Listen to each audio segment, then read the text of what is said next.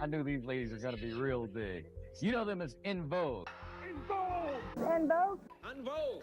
To be in vogue means to be in style, in fashion, and we feel like our music is sort of on the cutting edge of something. You know, it's a fashionable, sort of in style type of a sound, I think. And so I think that In Vogue is a good name for this group. Yeah. It's 1988 in Richmond, California. Four girls walk into an audition room. Maxine Jones, Cindy Herron, Terry Ellis, and Dawn Robinson are each unaware that their lives are about to change forever. This is the story of In Vogue. Well, while we were in Club Nouveau, we were always talking about, me and Tommy was talking about starting a girls group because there wasn't any out at the time. It was a few pop acts, but very few, and the last soul singing act was the Pointer Sisters that we could recall, and the Emotions. Denzel Foster and Thomas McElroy, known collectively as Foster and McElroy's journey began in Oakland, California. The two shared a passion for music that transcended genres, blending R&B, funk, and pop into a unique sound that would later become their trademark. The 1980s were pivotal for Foster and McElroy. They first garnered attention as producers for Timex Social Club, whose 1986 hit single, Rumors, brought them into the spotlight. This initial success equipped them with the experience and confidence to form a music production team. Acknowledging their complementary talents, Foster's gift for crafting melodies and McElroy's expertise in production and arrangement, they decided to fully commit to their music production careers. The duo's first major breakthrough came with Club Nouveau, a group they formed in 1986 after leaving Timex Social Club. Club Nouveau's debut album, Life, Love, and Pain, featured the hit single Lean on Me, a cover of Bill Withers' classic. The song topped the charts, earning Foster and McElroy a Grammy Award for Best R&B Song. This success cemented their reputation as innovative producers capable of blending contemporary sounds with classic influences.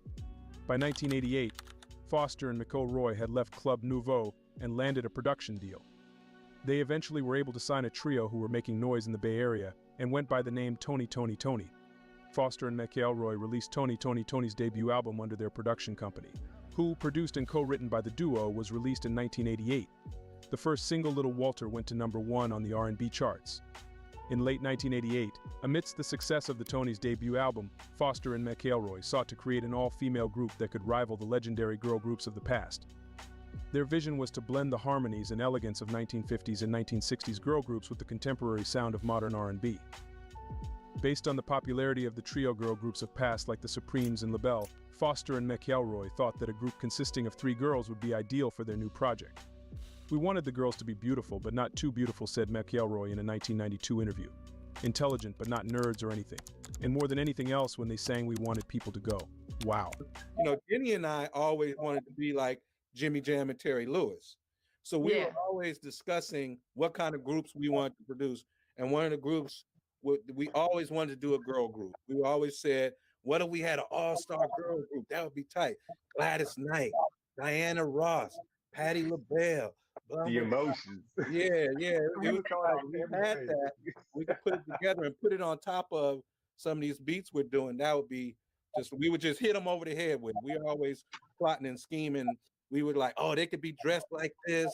They could be this complexion. They could be, their hair could be like this, the videos. We would just blow up. You know, we would just be imagining it in our heads before it even happened. Foster and McElroy conducted extensive auditions around the Bay Area to find the perfect 3 members for the group. The duo auditioned around 3,000 girls and ended up with 5 finalists. My name is Maxine Jones. Maxine Jones was born in Paterson, New Jersey, and moved to the Bay Area in the 9th grade. In 1988, she was 26 years old and a hairdresser in Oakland. She had previously done background vocals for Brenda Vaughn. Maxine wasn't initially invited to the audition but heard about it through a friend and showed up.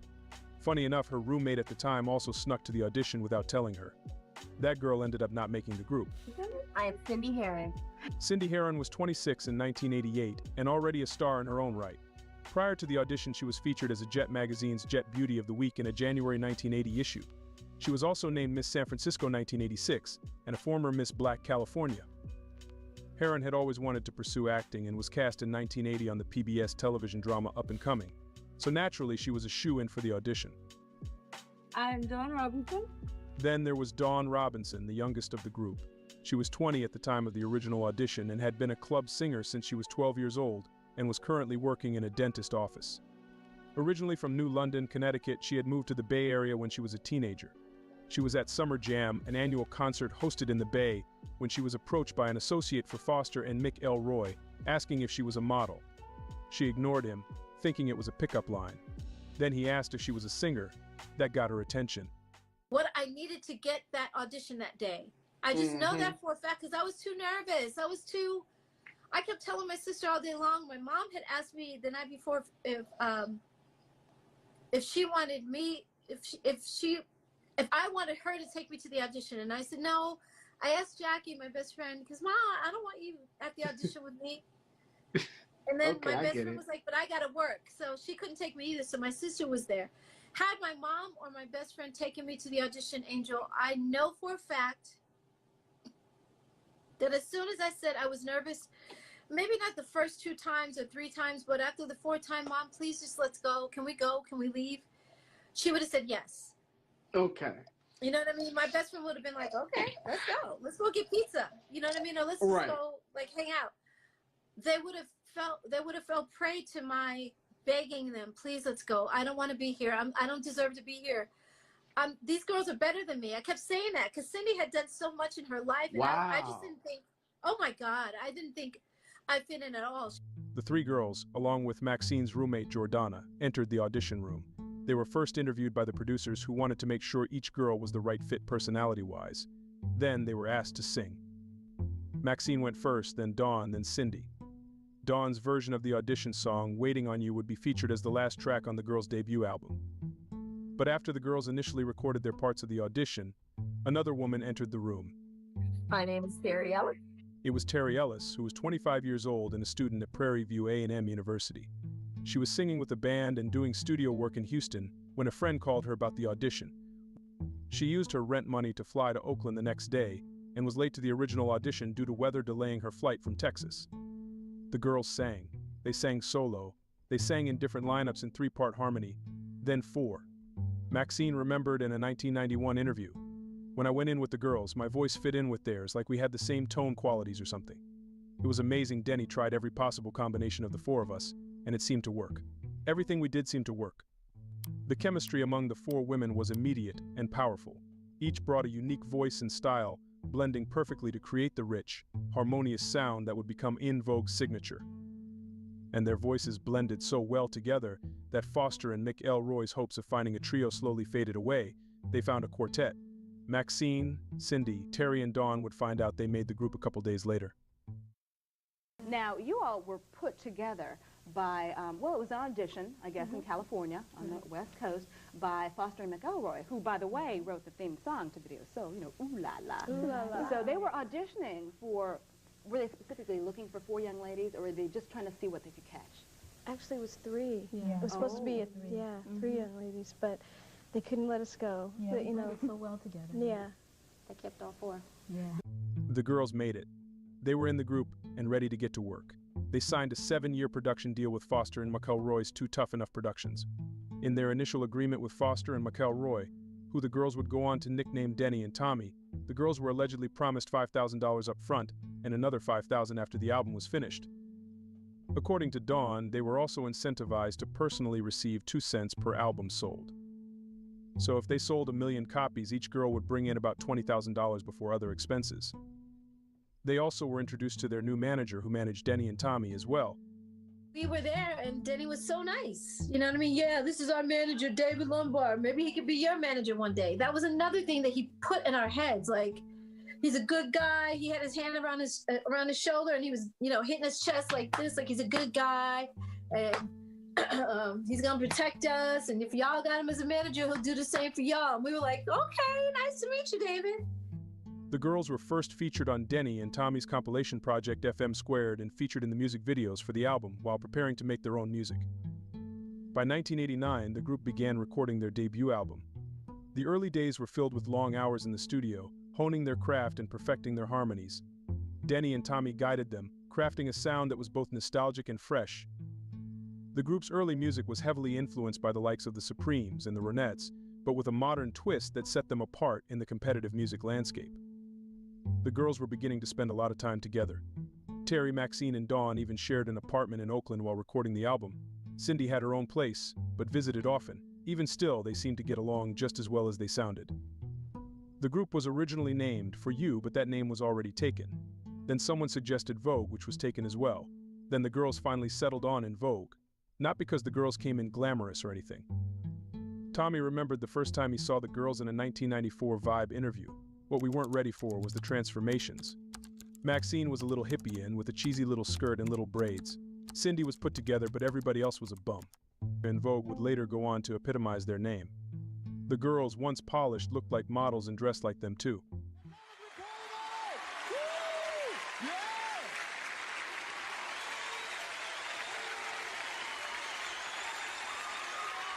In April 1990, En Vogue released their debut album, Born to Sing. The lead single, Hold On, became an instant hit, reaching number 2 on the Billboard Hot 100 and catapulting the group into the spotlight.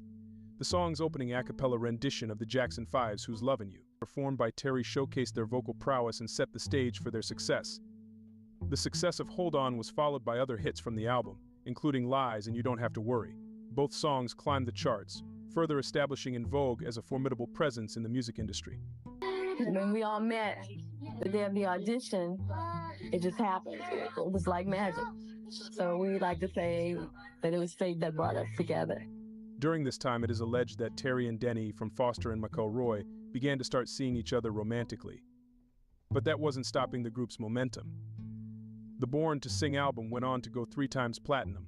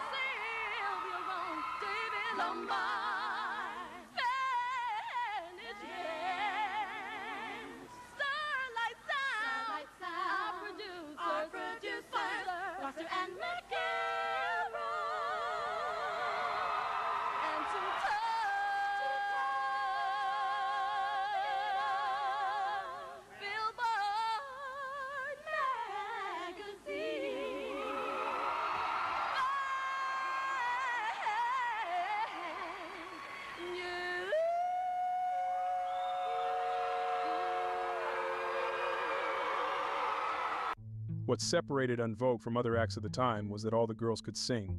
I mean, really sing. Each girl had the chops to sing lead on their track, which was rare.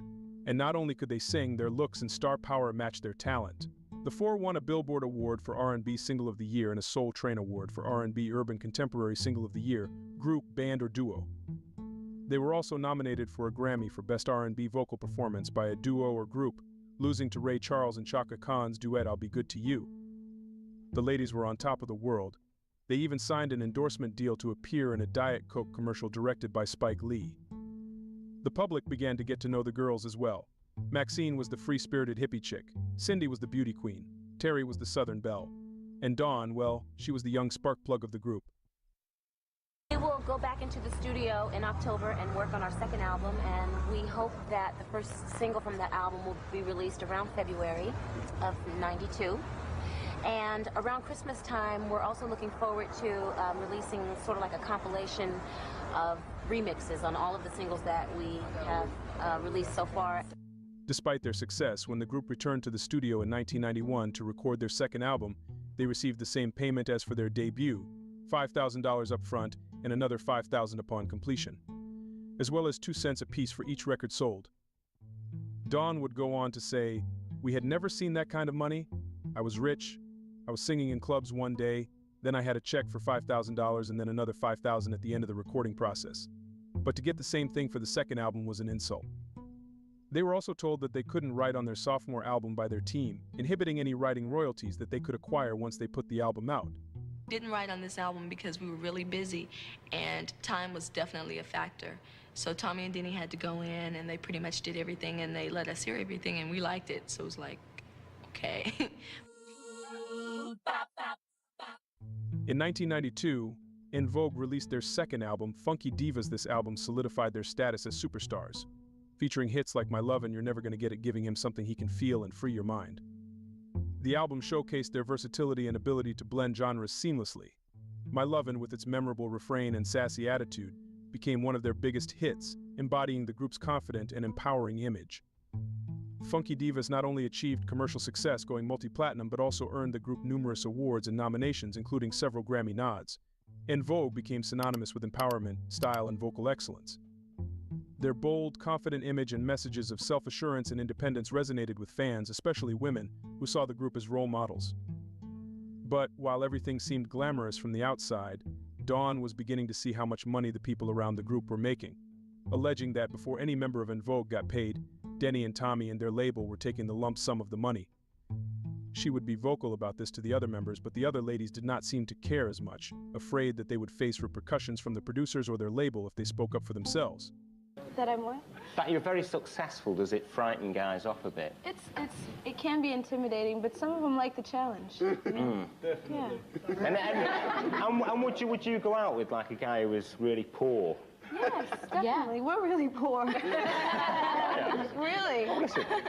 While on tour with MC Hammer, he caught wind that the ladies were only making 2 cents per album.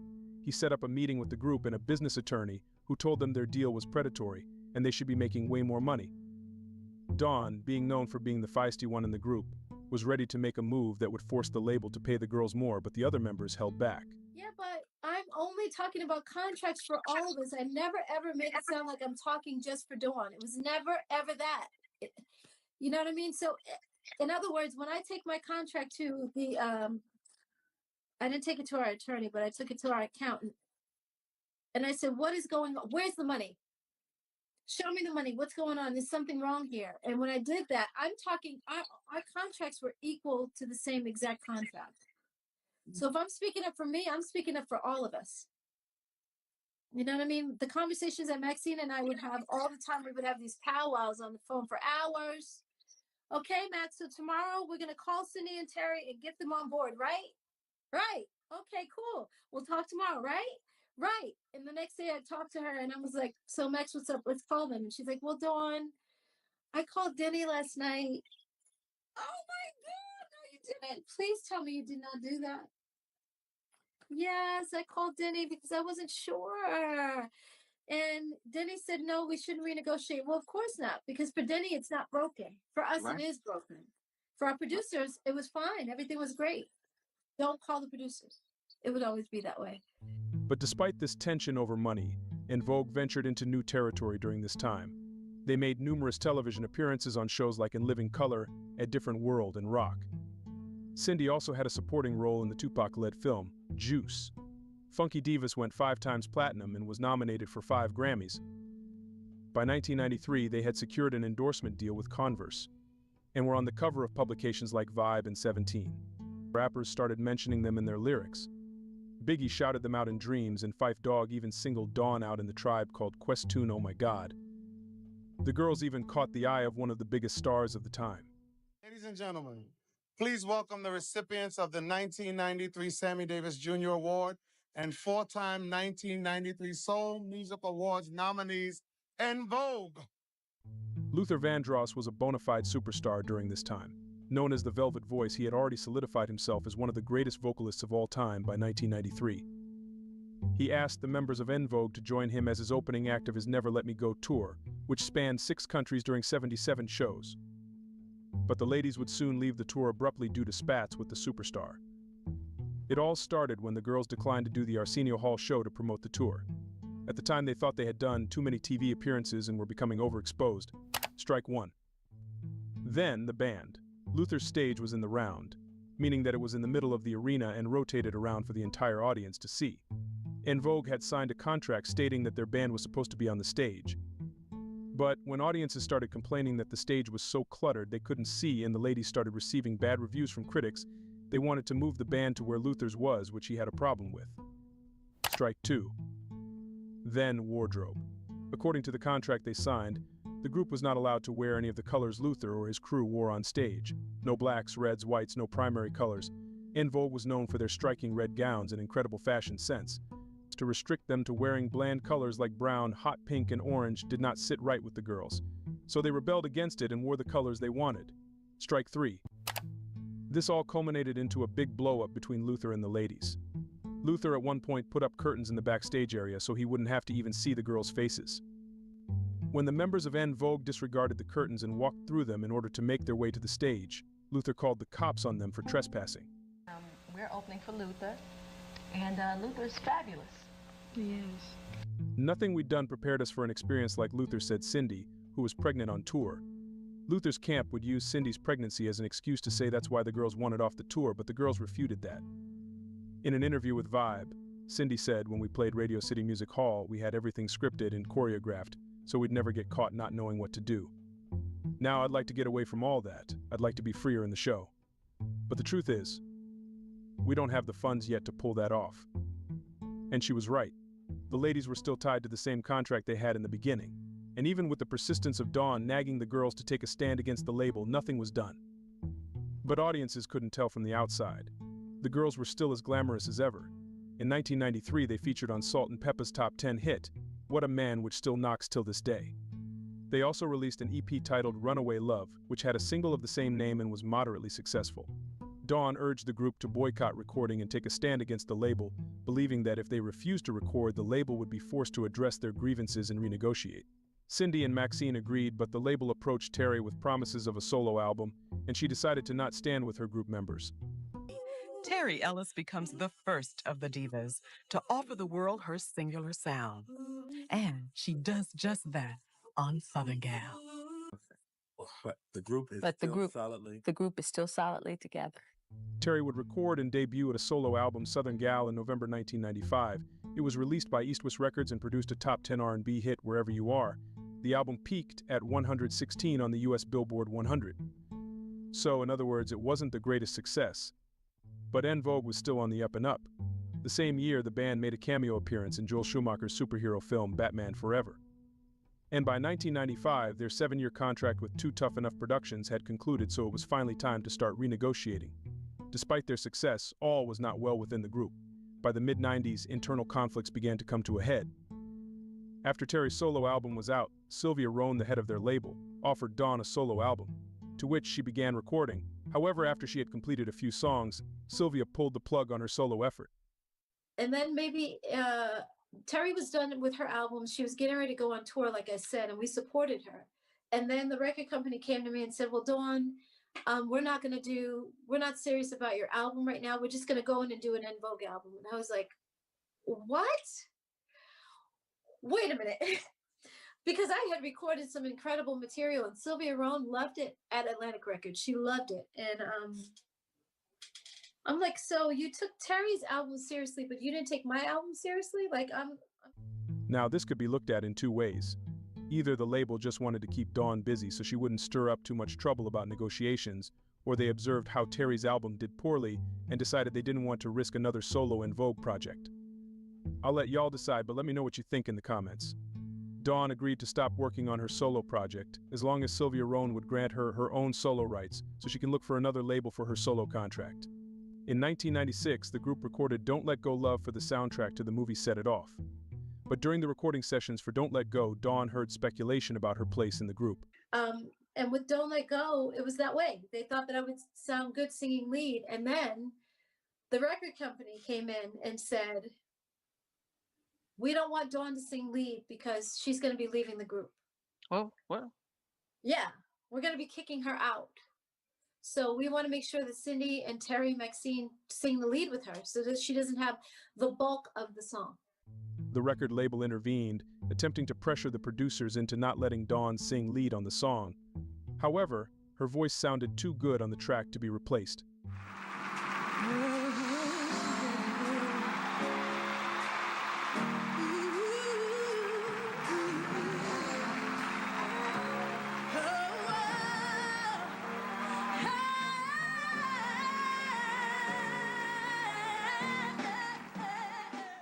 The record label wasn't going to push the single at first, for obvious reasons, but it started to take off organically. Don't Let Go Love was En Vogue's biggest hit and went top 10 in multiple countries. The success of the song compelled Sylvia Rhone to send the group back in the studio to create their third album. We're gonna kick you this video by the end of this show, but first let's talk about the group. I'm so happy to be in your presence right now. It's such an honor. You all look so beautiful. Everybody loves you out there. We love you. And everybody's heard all these rumors about you guys breaking up. Maybe you could bring some clarity to that situation for us. Not true. Simple as that. Here we are. She said it all, ditto. Yeah. We never intended to spend so much time apart, but I did have to have a baby. And I had it, and I had that nice time off. Him, not it. Him. I had it. Don't Let Go Love would be the last En Vogue single and video to feature Dawn. During a meeting about the album, the group fell apart. There are many accounts of what happened that day, but here's the gist.